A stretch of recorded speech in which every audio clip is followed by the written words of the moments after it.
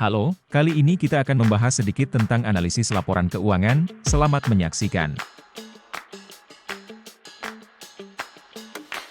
Mengukur rasio likuiditas dan solvabilitas. Rasio likuiditas adalah cara untuk mengukur kemampuan perusahaan untuk memenuhi kewajiban jangka pendek.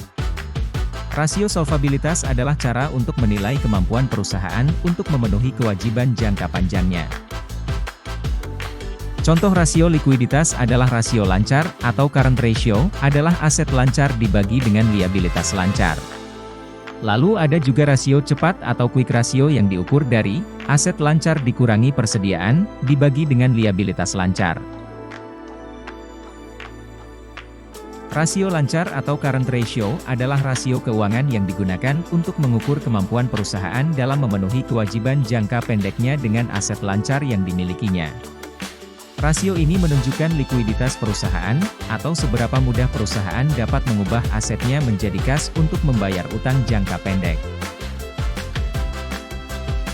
Sebagai contoh, jika sebuah perusahaan memiliki aset lancar sebesar Rp500 juta dan liabilitas lancar sebesar Rp250 juta, maka rasio lancarnya adalah 2. Rasio lancar sebesar 2 menunjukkan bahwa perusahaan memiliki 2 kali lipat aset lancar dibandingkan dengan liabilitas lancarnya, yang umumnya dianggap sebagai posisi likuiditas yang baik. Secara umum, rasio lancar yang ideal bervariasi tergantung pada industri, tetapi rasio sekitar 1,5 hingga 2 dianggap sehat. Rasio solvabilitas. Rasio solvabilitas adalah rasio keuangan yang digunakan untuk mengukur kemampuan jangka panjang perusahaan dalam memenuhi kewajiban atau liabilitas jangka panjangnya. Rasio ini membantu menilai apakah perusahaan memiliki cukup aset untuk menutup semua utangnya dalam jangka panjang dan sering digunakan oleh kreditur dan investor untuk menilai risiko keuangan perusahaan. Beberapa rasio solvabilitas yang umum digunakan antara lain rasio utang terhadap ekuitas yang diukur dari total liabilitas dibagi total ekuitasnya, lalu ada rasio utang terhadap aset yang diukur dari total liabilitas dibagi total aset.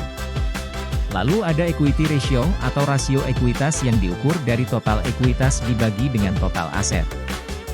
Dan yang terakhir ada interest coverage ratio atau rasio cakupan bunga yang diukur dari laba sebelum bunga dan pajak dibagi beban bunga. Terima kasih telah menyaksikan, nantikan konten lanjutan lainnya.